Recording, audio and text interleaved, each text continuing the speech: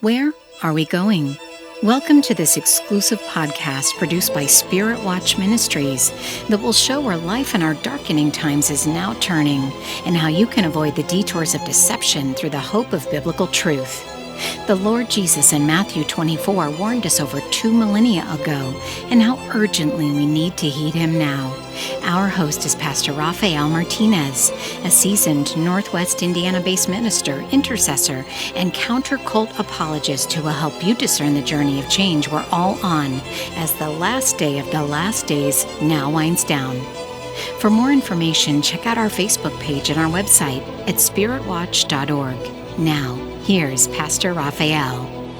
Hello, I'm Rafael Martinez, a minister within the Church of God Cleveland movement and a director of Spiritwatch Ministries, an outreach providing biblical discernment in a time of deception and aid to the spiritually deceived. Our podcast is called Where Are We Going? And it seeks to supply answers to a great question a lot of people are asking these days about the direction our world is taking.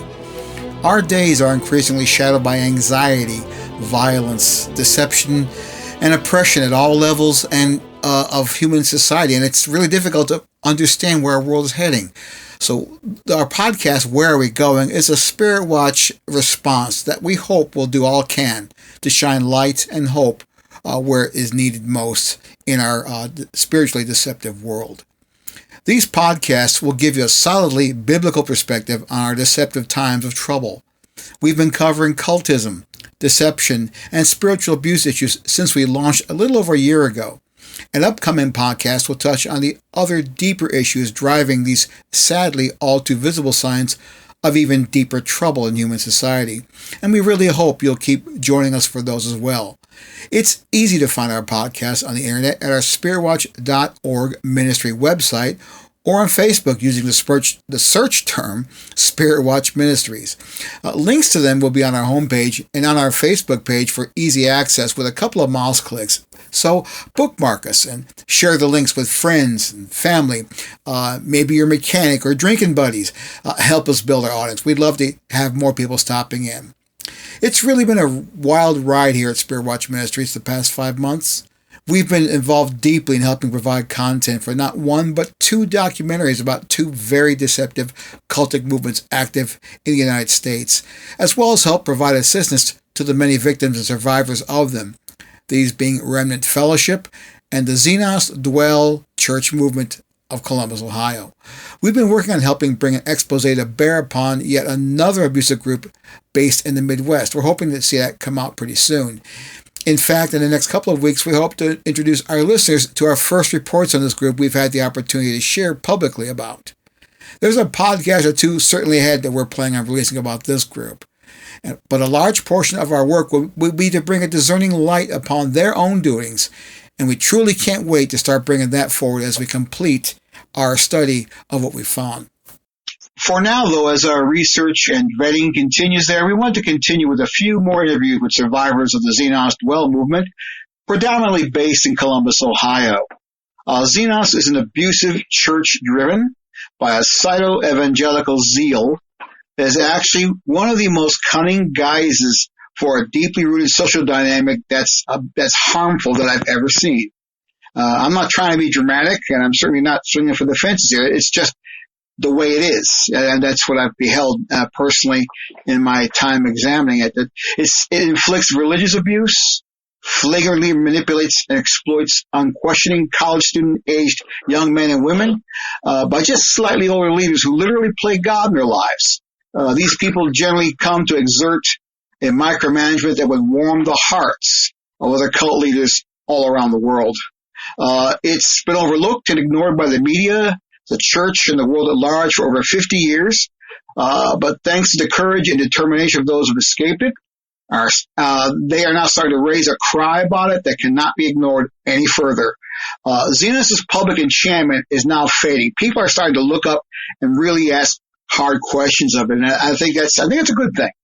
A day of reckoning is now coming daily for them, and as these collective voices are beginning to speak out and be heard. And here at Spiritwatch Ministries, we're just glad to have a small part in helping some of those voices be heard. And one of those voices is our guest today. She's a Xenos survivor named Nina Lombardo. And as we've had other Xenos survivors on our podcast, she graciously agreed to share her story with us as well. So Nina, welcome. Thank you for coming today. Thanks for having me. Okay, great. Let me read just a little bit of my introduction just a bit again. I've said that Xenos is an abusive church driven by a cyto-evangelical zeal.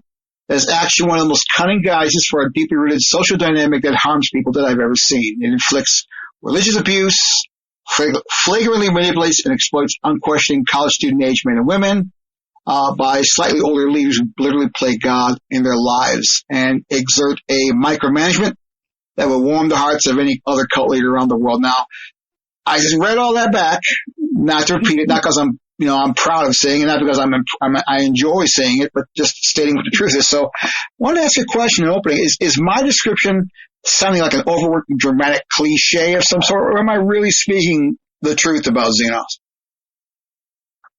Yeah, especially the last part where, the leaders playing God in a sense, that's definitely what I experienced, and a lot of experiences I've heard from others as well. So yeah, I think that's accurate.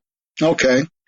Because I want to be sensitive to the fact that like I said, I'm on the outside looking in. I'm not a survivor.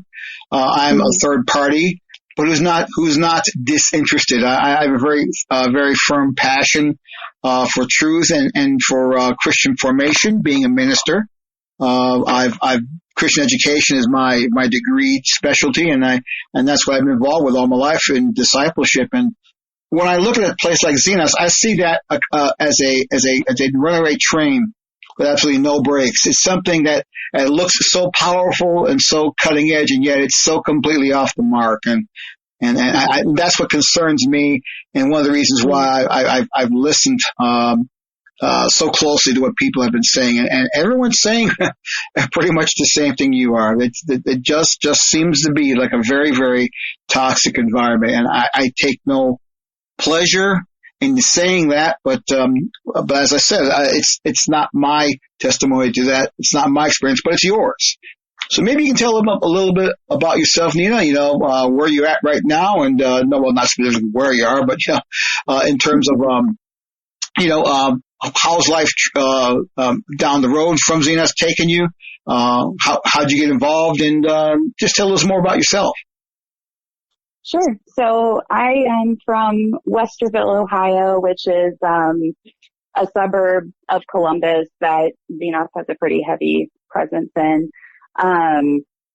It's been 10 years since I left, and since then I've just gone through my 20s, more growing, dealing with medical issues, some chronic conditions that started in my early 20s.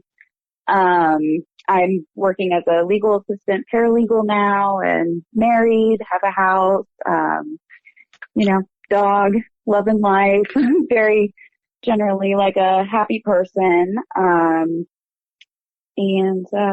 So that's kind of what I've been doing since I left, just having a rather normal life, I'd say, compared to what it was when I was there. I wasn't there, as long as some people were.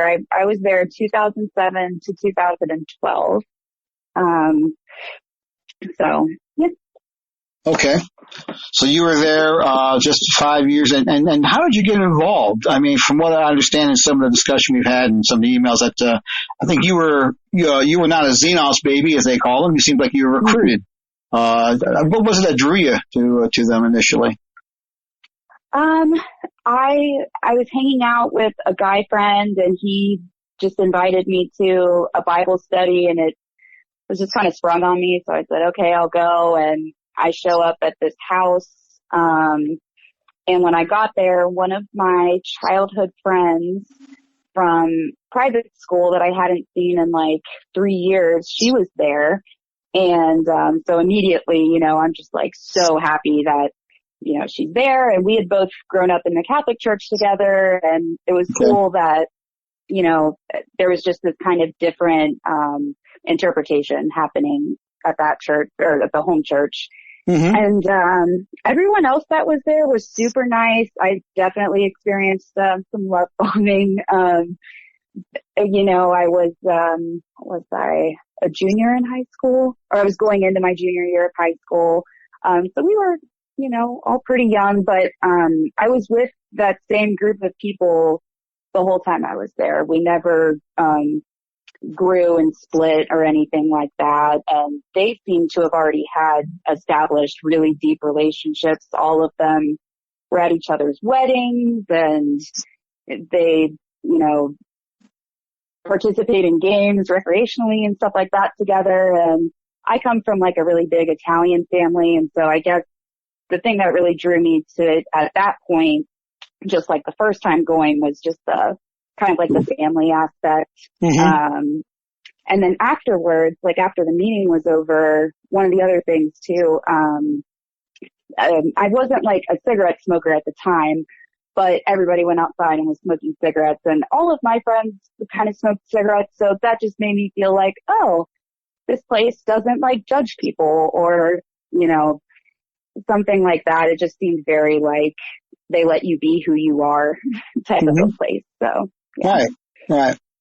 So it just seemed very inclusive, very friendly, very warm.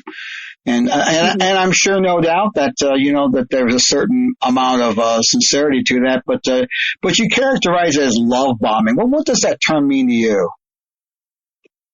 It means, when someone would come out, we would, like, when I was on the other side of it down the road, we would be praying for the person who was coming out to the meeting for the first time, right? And then once they were there, we were all aware of, what we needed to do. Each of us needed to make an effort to talk to this person. And so to me, that is love bombing. It's like everyone comes in with kind of like a little bit of an initiative, and the goal is to make this person feel like they are 1000% accepted. We love you for who you are, and we're just going to keep telling you over and over how much we love you, and we love all your little quirks, and we're going to make a nickname for you, things like that. So. Okay. But that's not something that sadly is a sustainable sentiment. It's just something that just seems to go on just to get somebody just basically emotionally and socially attached, right? Yeah. Mm-hmm. Yeah.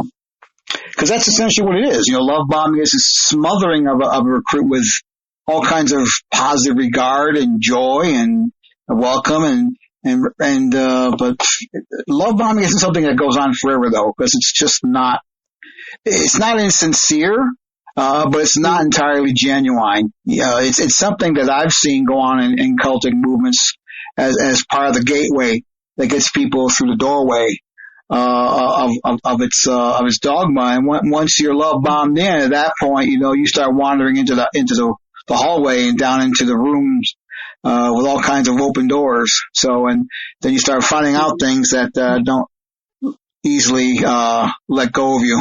So, and you mentioned that already. That fact that you already started socially becoming very, very hooked in that. So, well, but that, as I said, that wasn't a terrible thing. But you said you felt they're accepting people who they were, and that they were being consistent with their message. So what happened after that? When did you start going and start seeing things not quite adding up? I mean, what happened after that? What was your so-called career path within Xenos?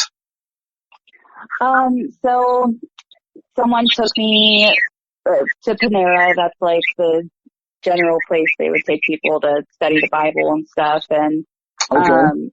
I thought their approach to studying the Bible was cool, coming from a Catholic church where it's very impersonal. This was cool that someone was wanting to like do it one-on-one time with me, and so I was open to that. But then during that meeting, she brought up sexual sin to me. Said that she had heard from other people that I had been having sex with another guy in the group and that wasn't okay. He was kind of like a fringe member, not, whatever. But anyways, I was just like, oh, okay. And then she showed me all these verses and said that, when you like stop having sexual relationships with people, that those people, like, they're not going to care about you anymore and they're going to go away. And she was right about that. But long story short, I ended up accepting Christ at the end of this meeting. And after I did, that's when she told me that I should be abstinent, and she would like to meet with me on a weekly basis. And that's kind of how the discipleship part of that started.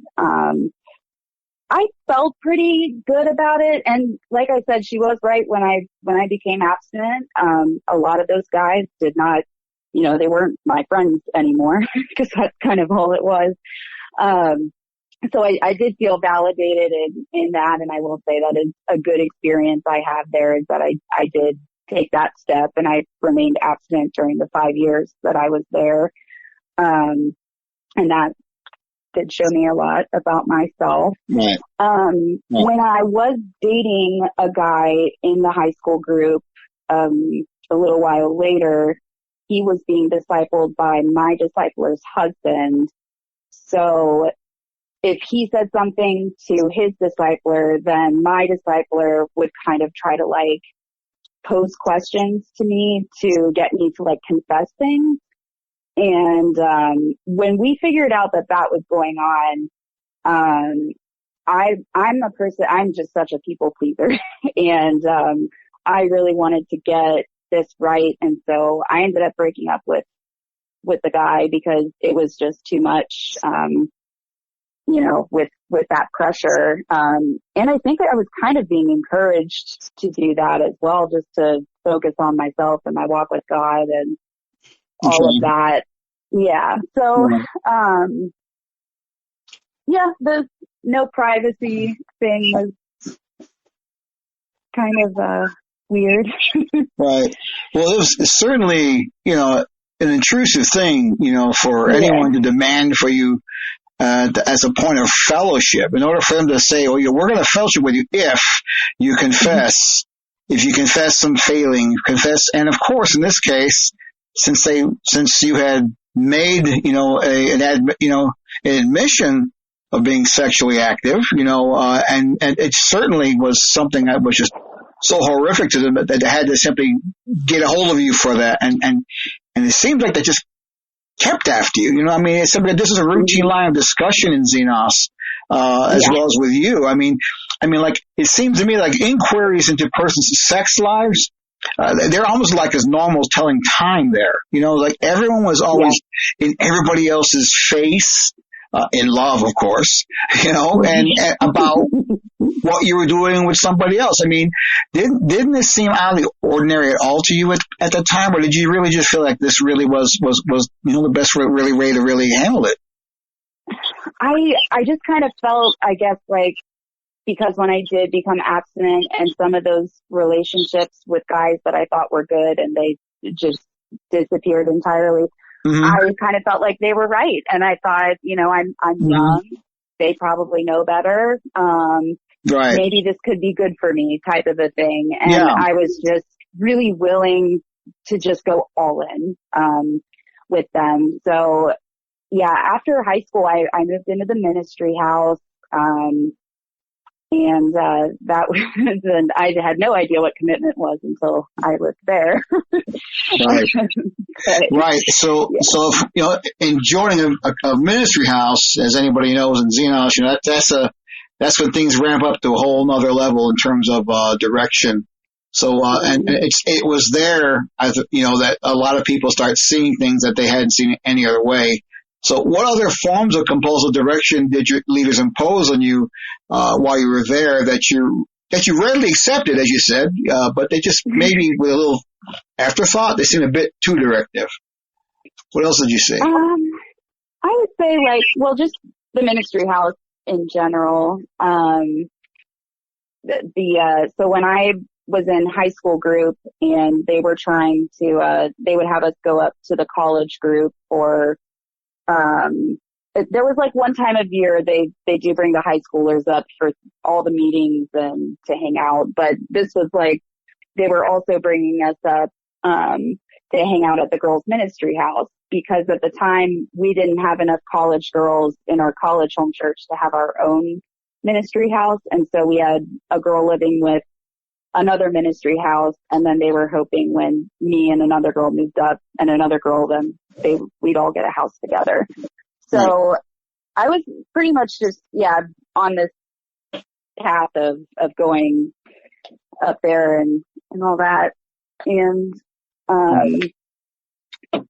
it seemed like a very exciting time for you, because it felt like you said, it just seemed like you were starting to really belong in a more deeper way. Mm-hmm. Yes. New relationships, new people, felt like family. And, the college group was, so enticing to a high schooler. They had parties, and I think I went to like a bachelorette party, where people were drinking, and, it just seemed like not too different, like, than how I imagined my 20s would be, like, from that perspective. But then once you get into the ministry house, there's all these rules attached, to you now that you have to follow. And the further in you go, just the more hooks they get in you. Right. So, right. And you mentioned, of course, that anyone joining a ministry house eventually has to enter into an actual agreement with what's called a house covenant. Can you explain what that is? Yeah. So the house covenant just basically goes through, your responsibilities, like paying rent on time, utilities, that paragraph. And then, it goes into more of like what they expect of you, like, there's a curfew imposed, like out no later than 10 o'clock. There might be like a different curfew if you're out alone with a boy. At my house, there was. There's obviously you can't engage in any sexual activity while living there. No masturbation. What else? No drug use in the house. I think it also mentioned like meeting attendance. Like we did have a house meeting once a week. There's probably things in there that just weren't written that it's just been so long. I apologize. I don't want to misquote the document I signed 10 years ago. But it's a lot of stuff. But I didn't know that we had to share rooms. Like it was required that we shared rooms, and so there was very little privacy at all. One of my roommates got caught with having a vibrator, and that's when I learned the reason we had to share rooms was so that nobody masturbated. And that to me was a little weird, because we never like talked about it. It's just, when I signed the house covenant, the leaders that were there were just like, yeah, this is great. And that's done. Obviously presented it in a very positive light and just kind of nonchalant and, oh, these are things you're already doing. Like, don't worry. But, I got kind of confused because when I had some friends over shortly after I had moved in and we were drinking, like that wasn't okay. All of a sudden, like it wasn't okay that I was drinking in the ministry house with some friends. They weren't in Xenos. They weren't going to come out to Xenos. And so I learned then that wasn't okay. There was no like formal discipline, but they just told me like I was breaking the house covenant and stuff like that. And, I did start to draw some red flags around the drinking in that church. It's just a very gray line, that they tiptoe back and forth on with underage people. So. Right. Well, yeah. was, I don't want to sound like, I really, this isn't curiosity. This isn't something I really want to, I mean, I don't want to sound like a lawyer by asking this question, but how in the world did they find that a woman there had a vibrator? I mean, did they confess that? Was it turned up in a search? I mean, how does that come out? I don't exactly remember, honestly. I remember where it was. It was in her drawer, so maybe someone saw it, but I didn't think it was a big deal at all. I would have never known. But yeah, so that was weird. It certainly is, again, one of those points of intrusion that I think a movement based upon modeling good behavior by controlling it seems to really miss the mark. I mean, I really think there's a better way to actually handle that in the Christian community than just outright demanding of people whether they're having sex and what they're doing and et cetera, et cetera. But I don't want to take a rabbit trail somewhere with that. But inevitably, that's to me is one of the real signs that a cult really is seeking control for control's sake. If there's a concern for a Christian's purity and for the propriety of relationship, that's one thing. But it seems to be something that's really entered on rather haphazardly there at Xenos, and we've discussed that in other episodes. I won't belabor the point here, but to me, it's just another, like I said, a very, very disquieting thing to have to hear, that people are out there within a movement of young people, criticizing and surveilling one another for points of behavior that probably don't need to be doing that, and rather defer that to people who are certainly more mature to actually be able to discuss that. I think there's just better ways to handle that than demand that people, hey, what are you doing to yourself at night? That's just my humble opinion. I mean, and it doesn't seem that's the way it was. And you were just expected to fess up if you were asked, right? Yeah. And I also had another roommate that I guess struggled with pornography, so they put something on her computer to monitor that. I also thought that was pretty strange, because I just felt like, aren't we all adults? I thought, this house isn't connected to the church, right? Because they told me when I signed the covenant that the church can't take liability for all these houses, and so that's why it's separate, right? So I don't know. I just didn't, that part, just all those things really just confused me as an 18-year-old. But again, I was just so willing to give myself to this. Right. The woman who was discipling me was older and had kind of come off of motherly vibe. And, I just was really, going to stick with what she was grooming me for, which was leadership. And, so after, those first couple months, I think I just switched off something in my brain that was asking questions and just, went with it after living in the ministry house anyway. So there was a point of time in which during the spiritual formation your disciples put you through, you began getting, like you said, groomed. You're put on a specific, vocational path with Xenos that just seemed to be the best choice for you to make, and it seems to me like it was couched you in really absolute terms, right?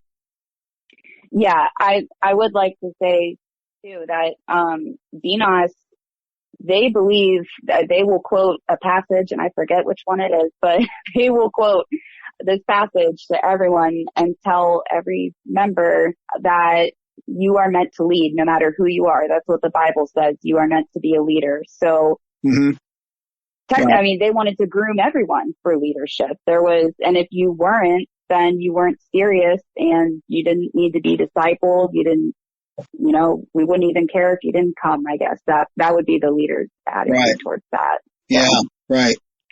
And that's a very common insight. I appreciate you sharing that, and that's probably the clearest, one of the clearest explanations I've heard of, because that's true. It's just something that Xenos seems to pride itself in, it, that it's there to create cutting edge leaders who are going to take the church places.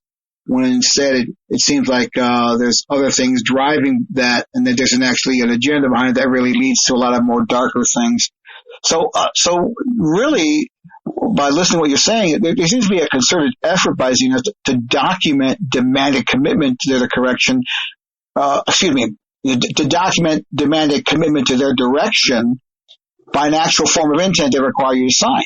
Everybody's entitled to fill out these forms and these covenants and agreements, and that everyone's meant to abide by them.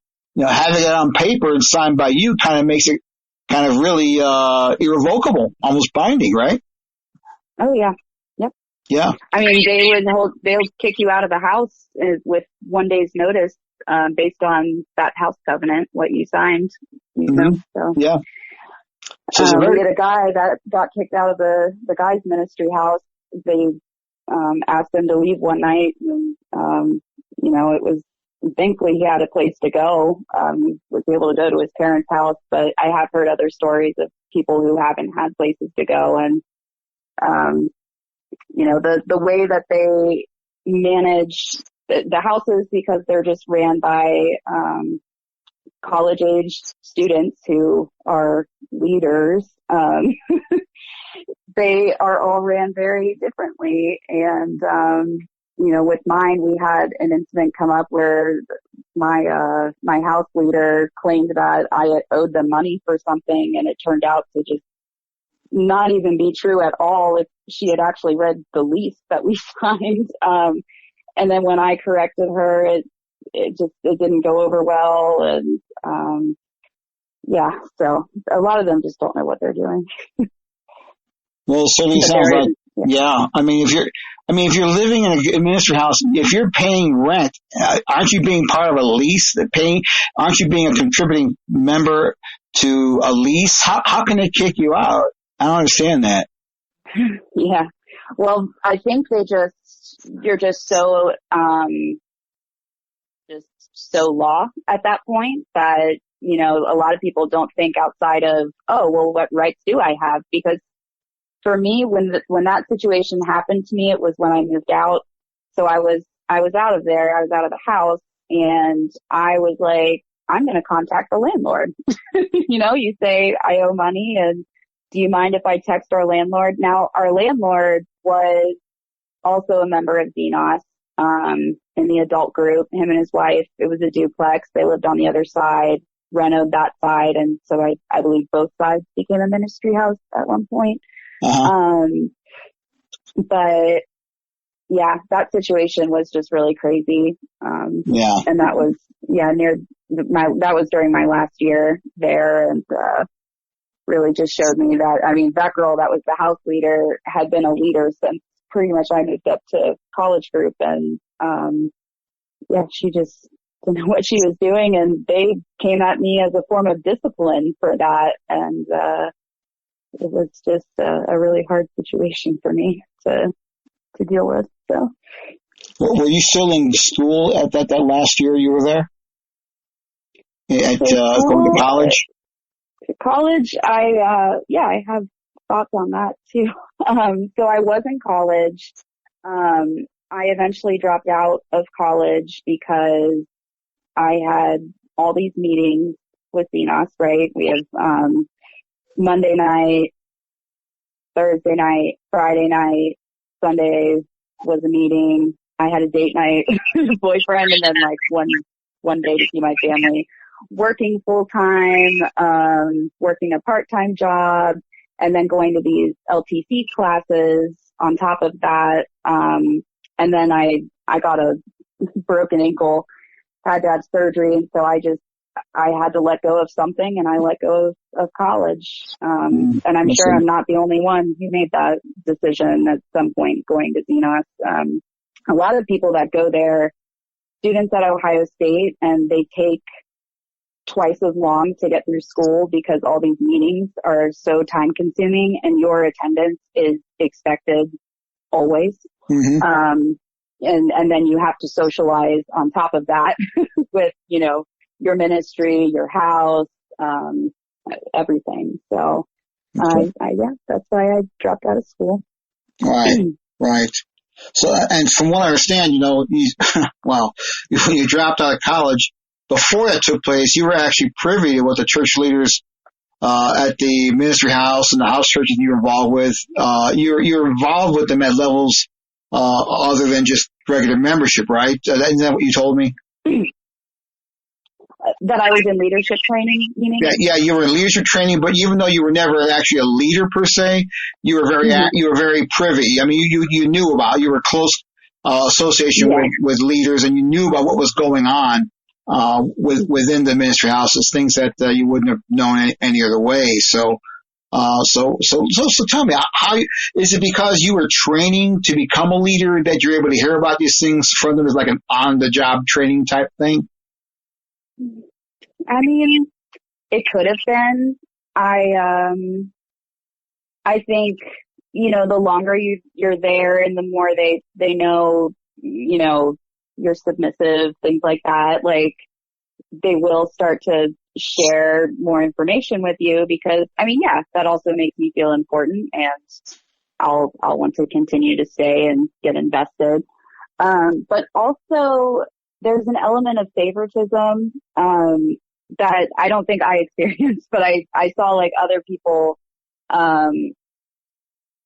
get privileged information that weren't necessarily leaders and things like that. I think favoritism is a really huge problem in that church. It's almost like they skip the like character building portion.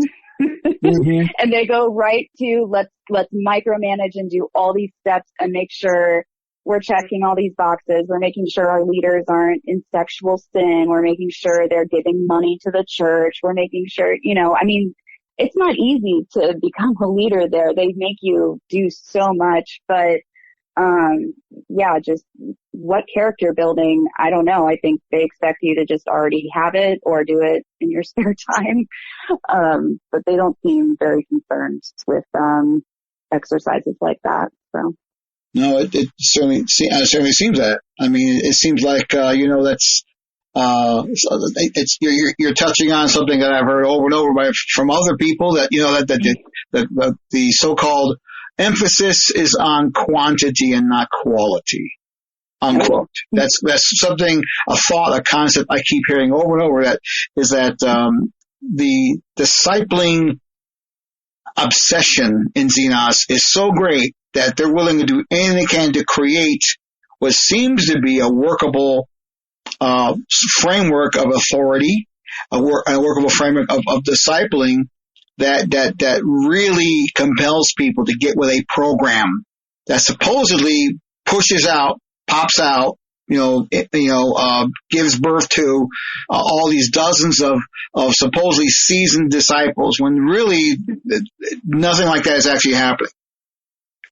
Right. Yeah. Yeah. And even like who you're studying with, like, so I would bring out a lot of people and I never got to study with anybody, even though I'm being groomed for leadership, even though people who were newer than me got to disciple people. Again, there's that element of favoritism or, you know, if it was something in my character that needed to be grown, they weren't working on it with me or telling me that. So I also think who you study with, like, is kind of picked out, in a certain way, and it's not organic, even though Dennis wrote a lovely book about organic discipleship. Like I brought out one of my best friends from high school and I drove 45 minutes there and back once a week to drive out and get her and bring her to meetings and got her to move into the house, and it still wasn't good enough for me to disciple her. They put her with somebody else who she just could not stand, and she ended up leaving. And So yeah, those were all just decisions made by home church leaders. I don't know that sphere leaders could even have time to get involved in each home church thing like that, but. Yeah, it seems like it's a more like a mechanical filling of a roster, and that roster is determined by whoever is at the top. And you can determine where you're going to send this person and that person. And as you indicated, there's probably a certain agenda behind all that, who they're allowing to speak to people and who they're not.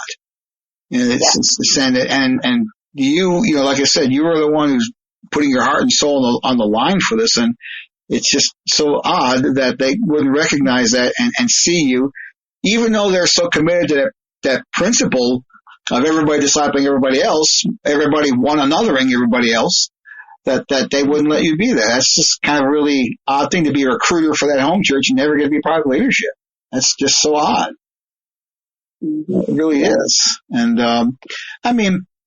maybe they view that as a bit of Christian discipline in the church ministry, and that's certainly appropriate, but, I know of many a ministry in church circles that certainly got a hand and needed direction, even correction at times, but it seems like your example and what I'm hearing are usually, even though this is what you're hearing, the kind of direction that I've seen that needs to be put in place in church circles is usually the exception to the overall norm. In Xenos, as well as been said of another abusive church, it seems like every day is truly judgment day there. You can wake up one morning on top of the world and loved by everybody, and by the end of the night, you can be kicked out of a ministry house and everybody turned their back on you. Yep. Wow. It seems like people would always be on edge then, expecting this hammer, and Xenos just seems to really relish that. I feel like until you've been disciplined for the first time, you're still on that high mountain, but once you see the true colors, it kind of doesn't go away. And then you're in like a even harder position, cause you've seen the mask come off and you know it's there kind of, and the doubt. But they're telling you on the other hand that that's Satan. So don't listen to that. But that's when it happened for me, when that first discipline happened about, when I moved out, and they said that I had hurt the girls in the house because I hadn't paid, a month's rent that I owed them. And then they said there were consequences. I couldn't go on the beach trip because now they were going to use my beach trip money to pay the girls because they were counting on that money, and I really hurt them. And, it was just almost laughable to me because they were telling me that I moved out on July 15th. I paid rent for July 1st. They were telling me I owed rent for August 1st. And I was like, that's not how leases are written. That wasn't the agreement we made. And then Emily, the house leader, said, no, I know it sounds weird, but I reread the lease and that's what it says. And did she let you read it? Wrong. No, that's when I said, do you mind if I contact the landlord? Because I was there when we moved into that house. I was an original person on that lease. I know it was not written that way. And, all it took was a text. I texted Brad and said, if I moved out this date, do I owe rent for this date? And he said no. And, I forwarded the text to all the girls who, were at the discipline meeting with me, and nobody said anything to me after that about it. No one apologized. No one admitted any wrong. Like, for a group that harps on accountability and, confessing and all this stuff, I just thought that was so weird. And I felt like it was just because it was Emily. She was always the one that was favorited in the girls group. And, they just took her word for it and disciplined me. They didn't even read the lease. And those were adults that were with her. Like, those were the relationships that were the most hurtful were those, I think. Yeah. So was it at this point that you began to question your involvement, or were you, like you said, were you pretty much starry-eyed up to that point? I was pretty starry-eyed. So the year that I dropped out of college, I ended up having to have another surgery, and I was diagnosed with a chronic condition called endometriosis. And those two surgeries, being 20 years old, I had to move home. Even though rent there was pretty cheap, it's just what I had to do because I had to take so much time off work. And when I moved out of the house, even though it was purely just, I can't afford this right now, the attitudes and, that all of that shifted towards me. It was like all of a sudden I was less serious to them. Yeah. And I was less of an investment. I tried to keep my presence down there. I dragged down to campus, be at that house as much as I could. We had high school girls moving up. I wanted to make sure, I was the pretty bubbly one of the group. So I wanted to make sure, everyone felt welcome and knew that I was moving out, but I'm still here. I'm not leaving. But yeah, they kind of dropped me after that. I kept showing up to meetings, but it seems like they kept trying to find, something wrong to talk to me about. And after so many times, I can't believe I stayed as long as I did after that whole incident with the rent thing happened. I stayed for almost a whole another year. Yeah. So, but yeah. Yeah. What were you saying to yourself? Obviously this obviously had to have shaken you that these are your spiritual peers, your mentors who thought would never tell lies to you, who would only speak truth to you, who you were accountable to. And all of a sudden you're hearing them do some pretty underhanded things and treating you in pretty unfair ways. I can understand why you persevered another year beyond that, because I think everybody, when that crisis of faith comes in any movement such as Xenos, is going to do all they can to try, to outlive the storm, and because that place still matters to you. It certainly seems to be the greatest source of involvement you've had in your life. But what was it during that whole year? What was it that really kept you going back? Like you said, I can't believe it. Can you think of what was your thinking like? Why did you keep going back even though your experience wasn't lining up with what you felt it should be? Just my whole life was there. Yeah. When I moved back home, I felt so far away from, okay. I was 15-minute drive from my ministry house, but I felt the distance because, when you're in the ministry house, someone's always home.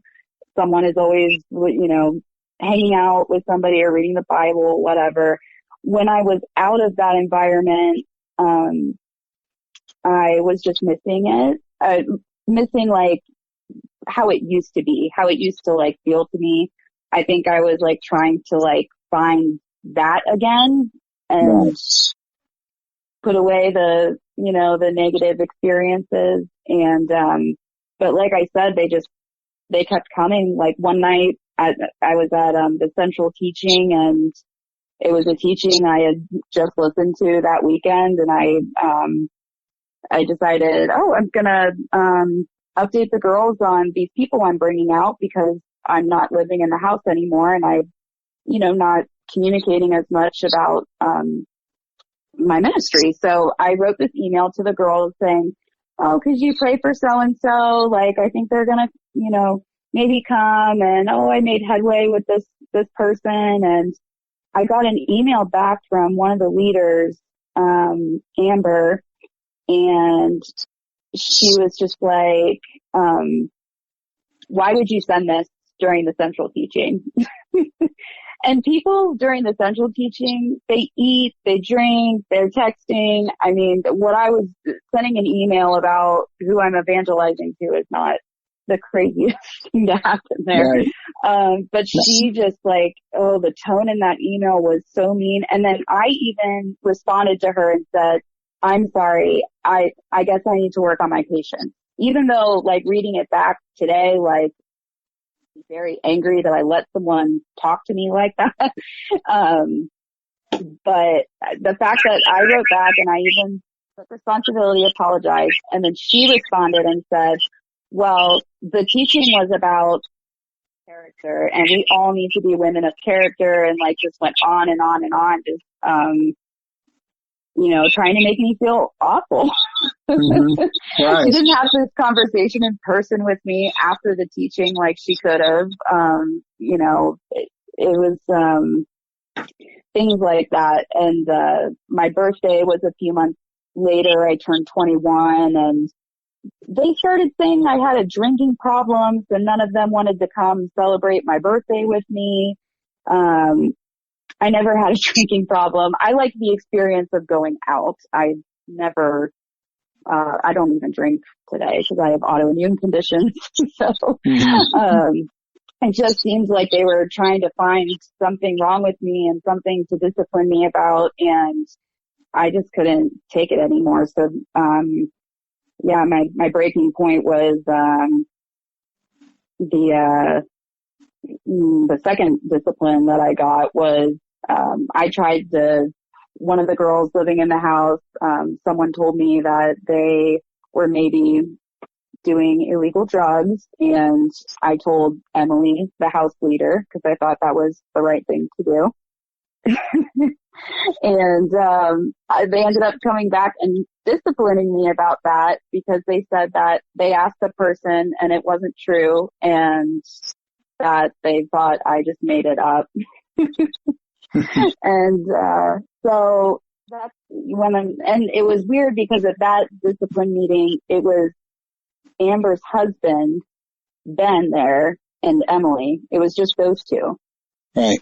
And I didn't understand like why Amber wasn't there, why it was her husband. But I said to them, I don't think our church, our group hasn't grown. We have the same leaders and all the same people from when I was in high school. Meanwhile, other groups are growing like crazy.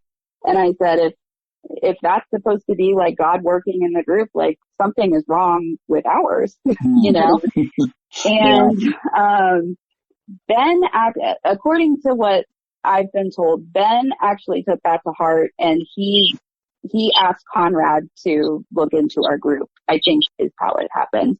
And our home church, after I had left, was investigated and asked to fold. And so they had to fold and find new home churches to go to. So you left. So you left quietly. You told a leader, and then you didn't even tell all the new young women you brought out because you didn't want to impact their experience. So you thought you did it the right way, according to what you said. And then days later, you saw all these women unfriend you on Facebook, and you still lingered a year there afterwards. You said? No. I was done at that point. Yeah, after that second discipline meeting where I said the thing about our group to Ben, it was, I think, the following week. Okay, I got it. Got the sequence of events now. Okay. That's when I left. Yeah. Okay. I told Emily, it was just her and me in my car. After a central teaching, we drove back to the ministry house together, and before she got out of my car, I said, hey, just want to let you know, I think I'm going to take a break, and I haven't heard from her since. She got out of my car, everything seemed fine, and, that was it. And yeah, the leaders that were older, the adult women, they all unfriended me on Facebook within that month. And, no one reached out to me, said anything. So yeah, I still to this day haven't heard from any of those leaders. No. Just simply So it because just ended one day. just simply because you had differences of opinion. And that's suddenly they just felt like they just needed to come down to you that way. Wow. And what was that like? I mean, what was it like to be in such a place like that, and then all of a sudden, everyone just completely disconnects from your life, and you've put several years of your life into that. I mean, what does that feel like? It felt pretty crazy because I just felt like I went up so fast, and then all of a sudden, like, poof, it was gone. But the relationships to me, it seemed so real, and I just was so angry that not a single one of them. I mean, usually when someone leaves, like, yeah, you're not supposed to talk to them. But there's supposed to be someone who is assigned to reaching out to that person so that they are not truly lost or forgotten, whatever. Does it always happen? I don't know. It didn't happen for me. I really kind of wish that it had, but at the same time, if they were just going to reach out and tell me to come back, I'm glad they didn't. But, I was fortunate enough, when I was considering leaving, two of the guys in the ministry house, two of my guy friends had left. And, I mean, I talked to people who left. I wasn't really like that. But, I don't know. Because I was already feeling so outcasted, we got to talking and we decided, you know what, maybe we could all just be happy and live together. So, the year that I lived with those two guys was just the best year of my life. And I feel like I was able to just kind of decompress from all of that, the Xenos stuff. And, right. They had been hiding their sexual orientations, and they were able to come out after they left, and just felt like, finally authentic. And there was no more people pleasing and all of that. And, so that was, I was fortunate to have those. I know that some people who leave, they're truly leaving on their own, and, right. That is really hard. But losing all the girls' relationships was very hurtful for me. But when they didn't contact me after so long, I just thought, okay, well, I guess, there's other relationships for me out there, and I'm not going to quit trying. So. Yeah.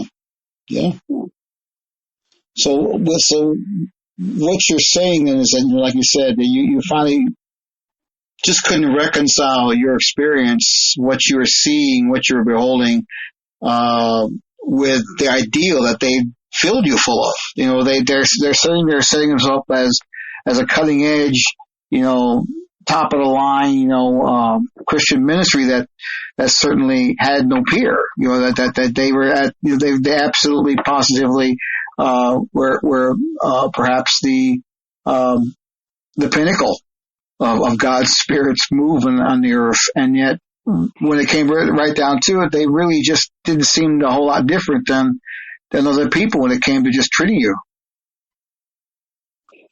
Yeah. I mean, it sounds to me like, like I said, they, in decrying all the churches around them about being these fellowships of failure, and that Xenos was certainly of the recovery of the Jew and the authentic in Christian community, you find out that their ideals of Christian community and fellowship are actually quite demeaning, quite demoralizing, and certainly, and if you didn't know better, you'd have left there feeling totally crushed, which certainly sounds to me like you felt that way. So. Yeah, and also I want to say too, like, I feel like unless you're healthy, you can't really participate in at least the college group, like what they expect you to do.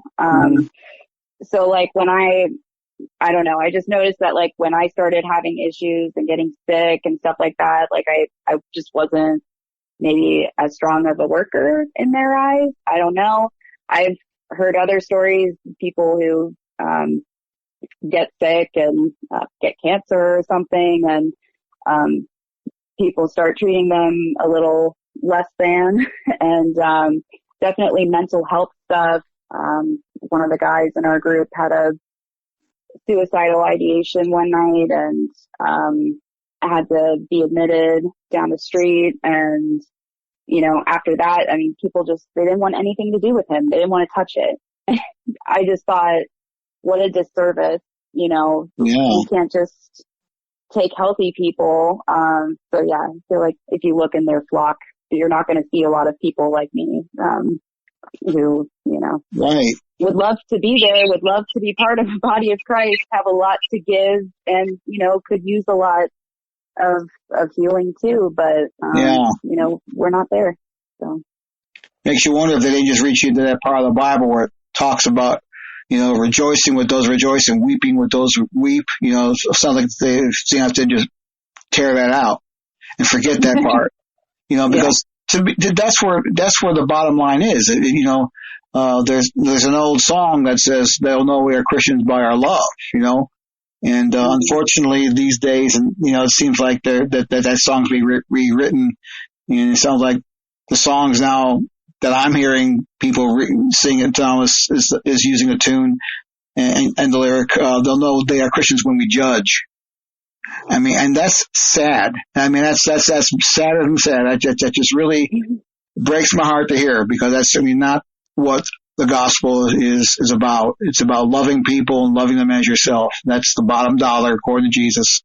And when that doesn't happen, then something else is going on there. Not Christianity, but some form of religion that has nothing to do with His Spirit or with the truth of His Word. I mean, and I don't care how many scriptures you can memorize or how well you can recite church history or any one of the thousands of different arrangements of truth that they can make you memorize and regurgitate on command. As it doesn't matter to me, any of that. The Bible says, knowledge puffs up, but love edifies. That's what it says. You can know a lot, and it can build you up, and it can make you feel like you are so together, and yet the biblical standard is that love should lift others up, should be lifting others up without any thought of what you know. And that's just really, to me, why Xenos is what I believe it to be, is a very dangerous and a cultic movement. And that's what I've always seen it as I've come to read their stuff. And so how are you doing now? I mean, now you've had some good friends who've helped you walk through a very dark time of transition. How you doing with it now? I mean, certainly you've come a long way, and like you said, you're having a great life right now with a husband and a dog, and enjoying a great time. So, what's going on with you now? You feel like you've kind of put that behind you? Has it been a transition for you that you've taken some lessons from? I would say about 9 years of suppressing it entirely, and just, I don't know, acting like it didn't happen. And then the NBC reports came out, and it was rather triggering. And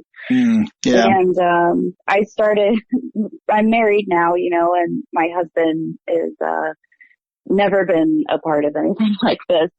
So I just was kind of sharing with him, as people were sharing their stories, and I was like, oh yeah, this was with me too. And yep, this is how it was. And he just couldn't, believe it. And then I couldn't believe it all over again. Yeah. So I started kind of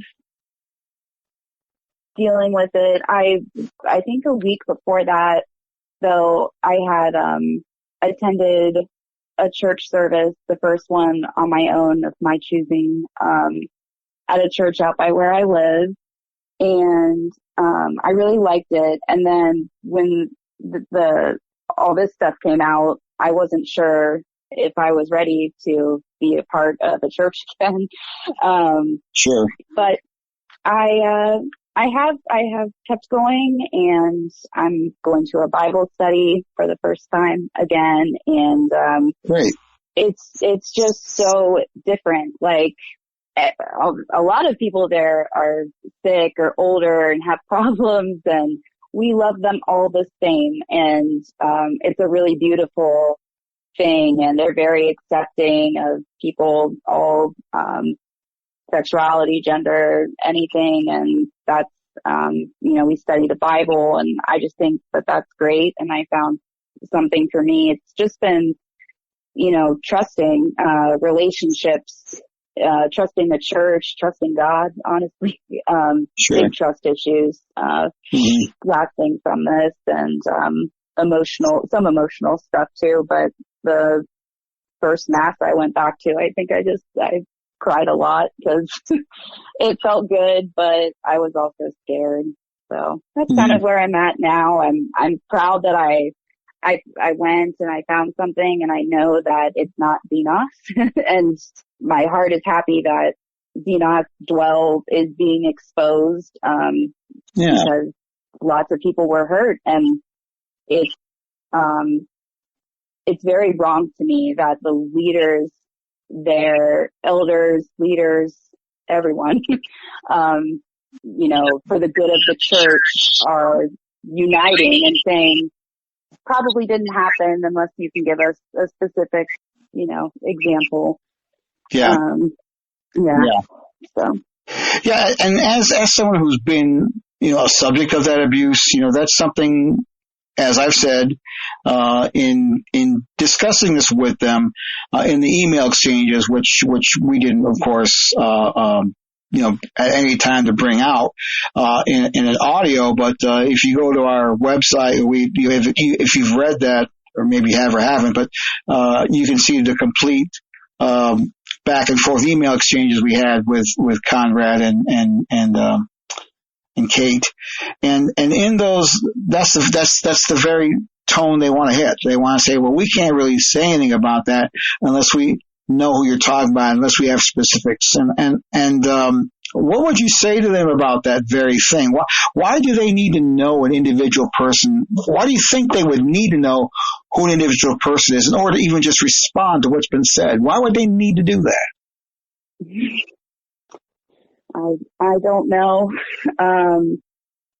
The thing is, I feel like they have some form of data on at least the people who are being discipled, right?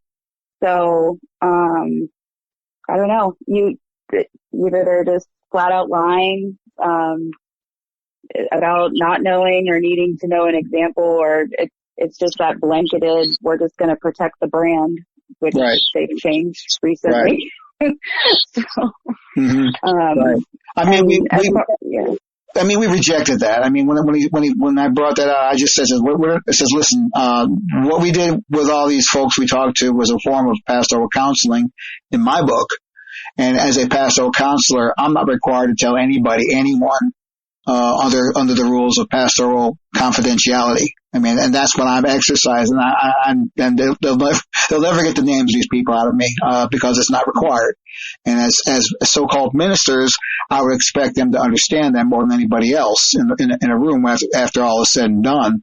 But really, to me, it's a dodge. It's just a way to try to say, well, we can't really believe you're telling us anything that's true unless we know who's going on. And as I said again, and we'll say again, listen, I've heard from over 20 different people from 20 different walks of life over a span of 25 years, all telling the same stories, who don't know each other, half of them, and telling me the exact same things.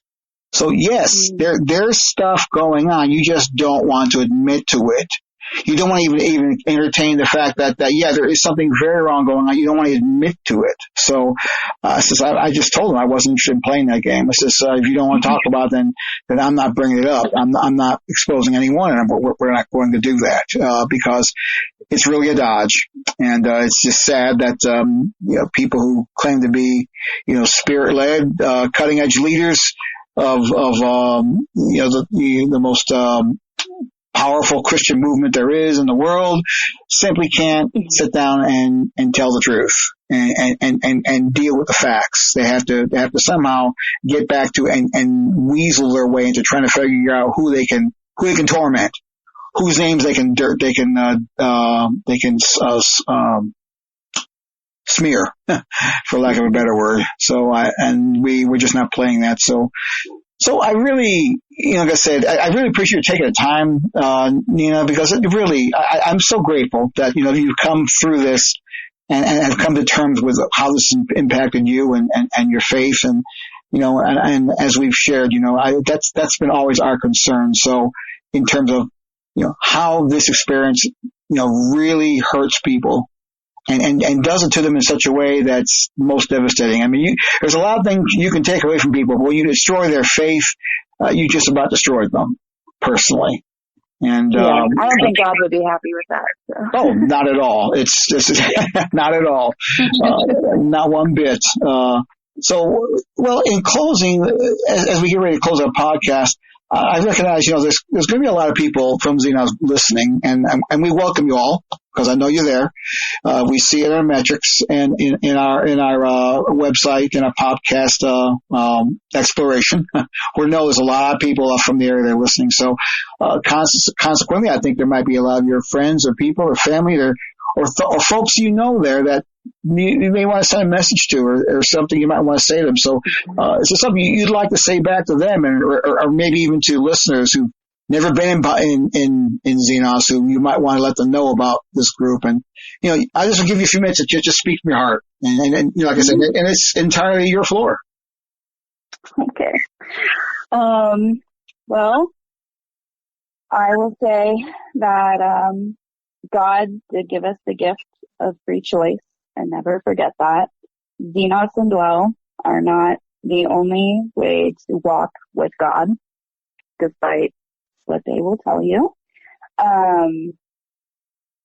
For someone who might be considering leaving, it will feel like the biggest, scariest leap that you've ever taken to walk away from those really strong relationships that you've built.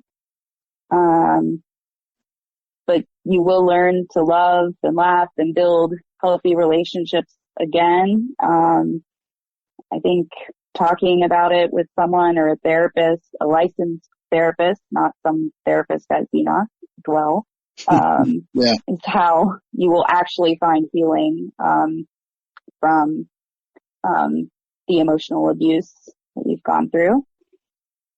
And, I don't know. I know the church is encouraging Dwell members to not listen to any of this. So if any current members are actually listening, I just hope you're doing it with an open heart and really just consider, actions that have maybe taken place around you if you can't start with your own and, work from there about, how there can be changes or maybe the whole thing just isn't working out. And I think just seeking professional help. A lot of people struggle with depression just in our state in general. And this church really mismanages mental illness to the point where some people have taken their own lives. And for me, that's the biggest point is, this is not worth taking your life over. There's so much more out there and you don't see it until you leave. For me, it was kind of a blessing that I had all those financial issues and I had to move out because I did separate a little bit more and more and transition finally into leaving, even though it was never my intention. To leave in the beginning. So I really think that's the only way to get perspective about a different perspective is don't go to meetings 4 nights a week, try just going to one and see if you can still manage your relationships and relationship with God and, get out of that structure that they keep trying to force on people. Right. Yeah. But I did this interview just to, validate some experiences. And I was really upset when I watched the interview with Conrad and Katie because, I was in Conrad's LTC class and up until, this year, I had always told my husband is an atheist, and I'd always told him, if you were to ever go to a Xenos teaching, because the teachings can be cool and insightful sometimes, I said, I would want to go to one of Conrad's teachings, because he is just so gifted and so intelligent and smart. And, I'm just really disappointed with how all of this has turned out. What was it about the interview with him that really disappointed you? I'm curious. I mean, what was it about what he said that really kind of didn't strike true with you? He seemed really off. He didn't seem like he was being genuine. He seemed very defensive. And like you said, just not wanting to admit anything. And, there's reasons for doing that. I'm sure they can list, but from the person who's watching its perspective, it seems like, yeah, man, it looks like you got a lot to hide. And that's not the guy that I knew. And, hearing him say that, he doesn't care about what people do with their finances and that meeting attendance isn't required. I had to give the church a monthly payment, gives on a monthly basis, in order to even qualify to be in Conrad's class. These things were required. Mm-hmm. So it almost just felt like a lie. And, I don't know. I've been out of it for 10 years, so I don't know what all has changed, but doesn't seem like a lot to me. So that's mostly what bothered me. Okay, so seeing a man you respected sound more and more like an organizational guy.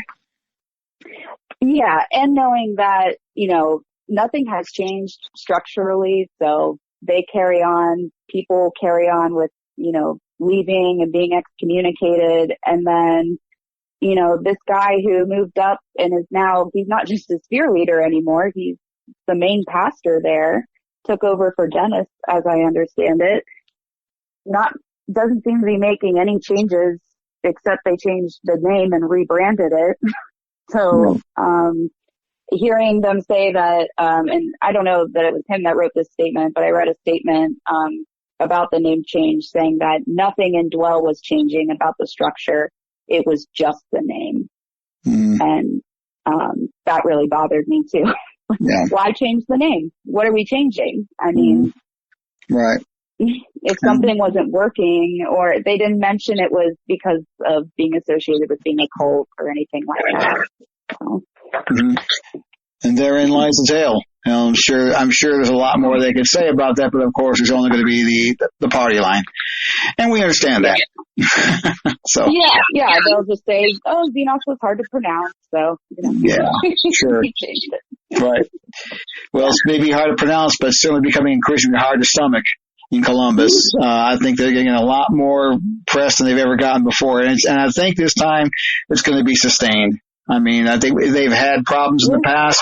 They've weathered a few moments of bad press. They've moved on, but I think they've awakened the proverbial sleeping giant and filled him with a terrible resolve.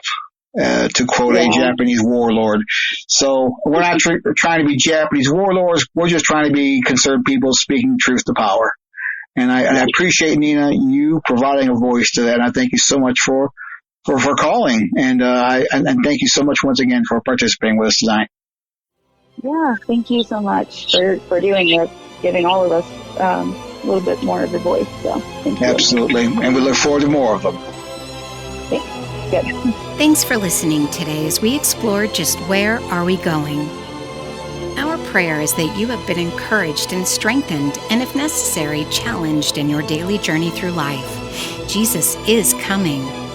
You can fall with the night, or you can rise with the sun. The choice is yours. You can email us with questions and comments at feedback@spiritwatch.org. And if you need urgent personal spiritual help, email us at help@spiritwatch.org. We look forward to hearing from you. Please follow our podcasting at our Facebook page and our website at spiritwatch.org. This podcast is a production of Spiritwatch Ministries, taking heed that no man deceives you.